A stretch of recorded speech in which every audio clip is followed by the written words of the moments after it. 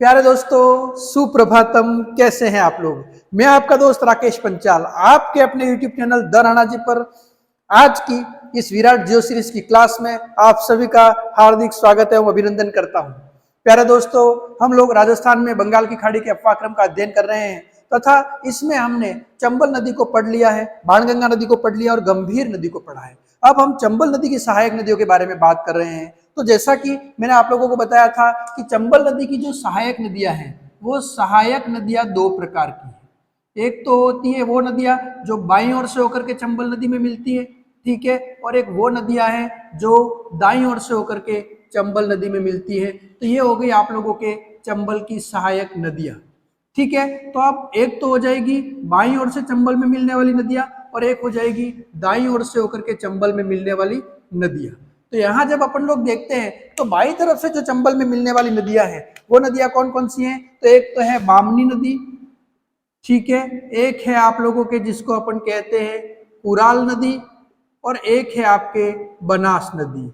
ये तीनों ही मुख्य नदियां हैं जो बाईं ओर से होकर के इसमें मिलती है। जबकि दाईं तरफ से यानी उसके दाएं हाथ की तरफ से जो नदियां मिलती हैं वो कौन कौन सी है? तो एक तो मुख्य नदी है आपके क्षिप्रा है, दूसरी जो है मुख्य नदी कौन सी है? काली सिंध है मुख्य नदी, ठीक है, और तीसरी मुख्य नदी कौन सी है? पार्वती है। और उसके बाद में जो है वो चौथी मुख्य नदी कौन सी है? सीप अथवा सीपू है। ये चारों इसकी प्रमुख सहायक नदियां हैं। अब जब अपन लोग इस पूरे क्षेत्र की बात करते हैं तो यहाँ पे चंबल नदी जो निकलती है वो कहाँ से निकलती है? चंबल नदी निकलती है आपके जनापाव की पहाड़ियों से होकर के निकलती है। कहाँ से होकर के निकलती है? जनापाव की पहाड़ियों से होकर के निकलती है एमपी में, तथा एमपी के बाद में राजस्थान में बहती हुई दक्षिण से उत्तर की तरफ जाती है और वो नदी जो है वो यमुना से मिल जाती है। और यमुना से कहाँ पे मिलती है? आपके इटावा में मिलती है। और इटावा कहाँ पे है? आपके यूपी में है, ठीक है। ये स्थिति है इस नदी की। अब अपन लोग जब इसकी बात करते हैं सबसे पहले अपन लोग बात कर लेते हैं बामनी नदी की। तो बामनी नदी जो इससे मिलती है वो कहाँ पे जाकर के फिर मिलेगी इससे? तो इससे मिलेगी आप लोगों के चित्तौड़गढ़ में, है ना। तो चित्तौड़गढ़ के अंदर भेसरोडगढ़ जो दुर्ग है, ये भेसरोडगढ़ दुर्ग के निकट जा करके और फिर ये नदी जो है वो किससे मिल जाती है? ये नदी मिल जाती है आप लोगों के चंबल नदी से मिल जाती है। ये जो पूरा क्षेत्र है वो कौन सा है? ये क्षेत्र हो गया आप लोगों के चंबल नदी का क्षेत्र हो गया, ठीक है। तो ये पूरा हो गया आपके चंबल नदी का क्षेत्र। तो यहाँ पे जो है वो कौन कौन सी नदियां मिलती हैं? तो चंबल प्लस जो है वो बामनी, है ना, चंबल प्लस बामनी, ये दोनों नदियां जो है वो मिलती हैं भेसरोडगढ़ दुर्ग के निकट चित्तौड़गढ़ में। और इस प्रकार से ये बामनी अथवा ब्राह्मणी नदी जो है चंबल की एक सहायक नदी बनती है। उसके बाद में फिर अपन लोग बात करते थे जो कुराल नदी है, ये कुराल नदी आप लोगों के कहाँ पे बहती है? बूंदी में, है ना। तो बूंदी के अंदर जो है वो ये नदी फिर जा करके फिर किससे मिलती है? चंबल से मिलती है कुराल नदी। कहाँ पे? बूंदी में जा करके और फिर, ठीक है। उसके बाद में फिर अपन लोग बात करते हैं बनास नदी की। तो बनास नदी जो निकलती है वो कहाँ से निकलती है? ये नदी निकलती है आप लोगों के खमनोर से। और खमनोर कहाँ पर है? राजसमंद में, है ना। तो खमनोर राजसमंद से निकलती है। उसके बाद में इस नदी का समाप्ति स्थल कौन सा है? रामेश्वरम। और रामेश्वरम कहाँ पर है आपके? तो रामेश्वरम है सवाई माधोपुर। तो सवाई माधोपुर रामेश्वरम में जाकर के जो बनास नदी है वो किससे मिल जाती है? आपके चंबल नदी से मिल जाती है। तो जब अपन यहाँ पे बात करते हैं तो ये जो है चंबल की सबसे बड़ी, ठीक है, उसके बाद में सबसे लंबी, उसके बाद में प्रमुख सहायक नदी है जिसकी हम लोग डिटेल स्टडी करेंगे। तो ये नदी जो है कहाँ से निकलती है? आप लोगों के खमनोर राजसमंद से निकलती है ये नदी, ठीक है। और फिर राजसमंद के बाद में फिर जो है चित्तौड़गढ़, उसके बाद में भीलवाड़ा, फिर उसके बाद में जो है वो अजमेर और टोंक से फिर ये कहाँ पर जाती है? सवाई माधोपुर में। तो ये जो नदी है आप लोगों के, है ना, कौन सी नदी? बनास नदी। वो निकलती है खमनोर राजसमंद से और उसके बाद में फिर जो है वो सवाई माधोपुर में जा करके और रामेश्वरम के निकट जो है वो किससे मिल जाती है?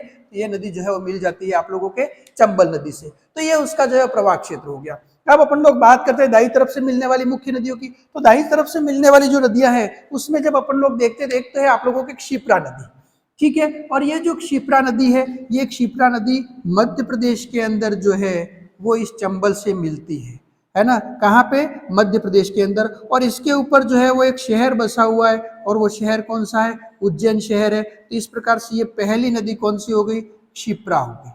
कौन सी नदी हो गई? क्षिप्रा हो गई। उसके बाद अपन लोग दूसरी नदी की बात करते हैं। तो दूसरी नदी कौन सी है? काली सिंध नदी है। ठीक है। ये जो काली सिंध नदी की अगर अपन लोग बात करते हैं तो काली सिंध नदी जो निकलती है वो कहाँ से निकलती है? ये नदी निकलती है देवास से। एमपी में कहाँ पे निकलती है? देवास से। और वहां पे बागली गांव की पहाड़ियां हैं। कौन से गांव की पहाड़ियां हैं? बागली गांव की पहाड़ियां हैं। यहां से होकर के जो नदी निकल रही है वो कौन सी नदी निकल रही है? काली सिंध नदी होकर के यहाँ से निकल रही है। ठीक है, ये काली सिंध नदी यहाँ से निकलती है। अब निकलने के बाद में जब अपन लोग बात करते हैं इस काली सिंध नदी की, जब अपन लोग बात करते हैं तो यहाँ से फिर यह नदी जो है ना वो राजस्थान में प्रवेश कहाँ पे करती है? तो राजस्थान में प्रवेश करती है आप लोगों के झालावाड़ में, है ना। राजस्थान में प्रवेश कहाँ पे करती है? झालावाड़ में। और झालावाड़ में गांव कौन सा है? बिंदा गांव। कौन सा गांव है? बिंदा गांव। तो बिंदा गांव में झालावाड़ में ये नदी जो है राजस्थान में प्रवेश करती है। उसके बाद में फिर ये नदी जो है झालावाड़ और कोटा के बीच में सीमा बनाती है तथा कोटा में जाकर के चंबल नदी से मिल जाती है। कोटा में कहाँ पे मिलती है? नानेरा। और नानेरा कोटा में जाकर के नदी चंबल नदी से मिल जाती है। और कौन कौन से जिलों की सीमा बनाती है? तो ये जो है झालावाड़ और कोटा के मध्य में सीमा बनाती है। तो सीमा का निर्धारण करती है ये नदी। किसका निर्धारण करती है? सीमा का निर्धारण। और निर्धारण कहाँ पर करती है? कोटा में ये नदी जो है वो झालावाड़ और कोटा के बीच में सीमा का निर्धारण करती है। कौन सी नदी की बात कर रहे हैं अपन लोग? तो यहाँ पे बात कर रहे हैं अपन लोग जो है वो ये काली सिंध नदी की। तो ये रहा काली सिंध नदी का क्षेत्र हो गया। तो काली सिंध नदी जो है इसकी सहायक नदियों की जब अपन लोग बात करते हैं तो इसकी दो प्रमुख सहायक नदियां हैं। एक तो है आहू नदी और एक है आप लोगों के परवन नदी।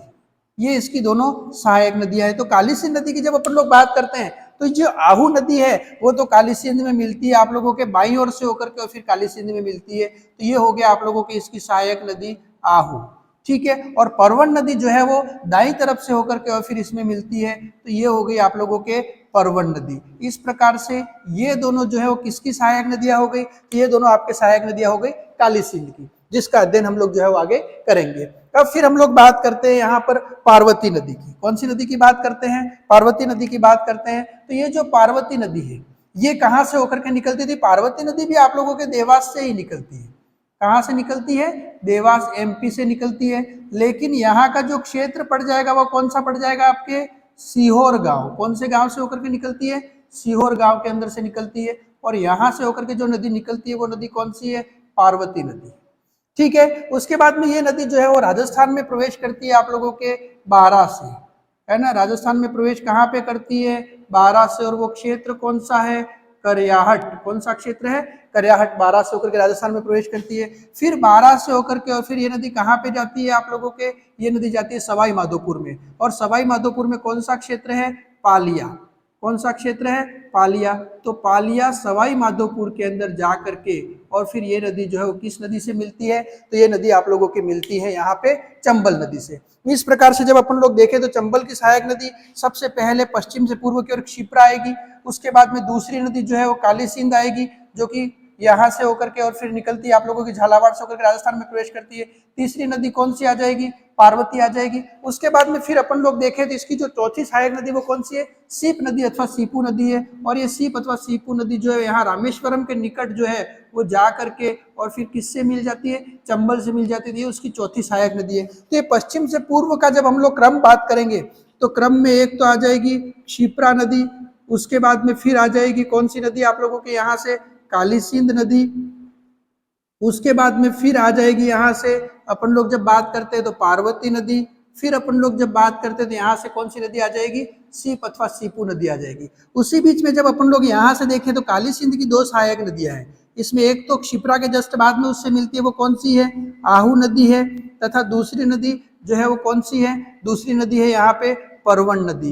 तो इस प्रकार से ये टोटल क्रम हो जाएगा। सबसे पहले क्षिप्रा है, उसके बाद आहू है, उसके बाद काली सिंध है, उसके बाद परवन है, उसके बाद पार्वती है और उसके बाद में सीपू है। तो ये जो नदियां हैं इनका ये क्रम हो गया। अब यहाँ से अपन लोग जो है वो बात करते हैं आहू नदी तथा काली सिंध नदी की जो है वो अपन लोग यहाँ पर बात कर लेते हैं। तो आहू और काली सिंध नदी की जब अपन लोग बात करते हैं यहाँ पे तो ये जो आहू नदी है ये आहू नदी कहाँ से होकर के निकलती है? ठीक है। तो यहाँ पे अपन लोग बात करेंगे एक तरफ तो हो जाएगा आहू नदी और एक तरफ हो जाएगी यहाँ पे आप लोग बात करोगे तो परवन नदी। ठीक है। तो ये जो काली सिंध नदी है उसके अंदर बाईं ओर से जो नदी मिलती है वो नदी कौन सी? आहू है। और दाईं ओर से जो नदी मिलती है वो नदी कौन सी है? आपके परवन है। ठीक है, ये चीजें। अब ये जो आहू नदी है, ये आहू नदी जो है वो मिलती कहाँ से है, इस चीज को जब अपन लोग बात करते हैं तो सुसनेर मध्य प्रदेश से राजस्थान में प्रवेश करती है। तो राजस्थान में प्रवेश कहाँ से करेगी ये नदी, सुसनेर से होकर के प्रवेश करेगी। और सुसनेर कहाँ पर है, मध्य प्रदेश के अंदर है। ठीक, मतलब इसका उद्गम स्थल सॉरी कौन सा हो जाएगा, सुसनेर एमपी हो जाएगा।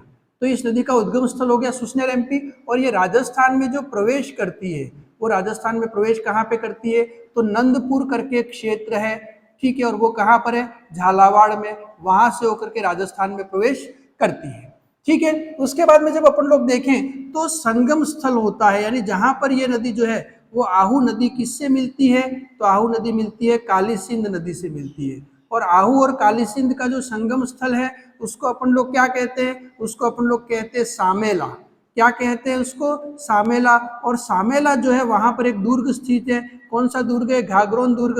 और ये घाघरोन दुर्ग कहाँ पर स्थित है, आपके झालावाड़ में स्थित है। कहाँ पर स्थित है, झालावाड़ में स्थित है। तो इस प्रकार से आहू नदी जो बाई ओर से होकर के काली सिंध से मिलती है, काली सिंध की सहायक नदी है, इसका उद्गम सुसनेर एमपी से होता है, राजस्थान में प्रवेश करती है नंदपुर झालावाड़ में। उसके बाद में इसका संगम स्थल है झालावाड़ में, घाघरोन दुर्ग के निकट ये आहू और काली सिंध दोनों मिल जाती है। और उसके जो संगम स्थल है उसको अपन लोग क्या कहते हैं, सामेला के नाम से जो है वो इसको हम लोग जानते हैं। तो ये हो गया आप लोगों के यहाँ पे जब अपन लोग देखते हो तो आहू नदी का क्षेत्र। उसके बाद में फिर अपन लोग बात करते हैं यहाँ से परवन नदी की बात करते हैं। तो परवन नदी फिर कहाँ से निकलती है, तो इसका जो उद्गम क्षेत्र हो जाएगा परवन नदी का, वो उद्गम क्षेत्र आपके हो जाएगा यहाँ से मालवा एमपी।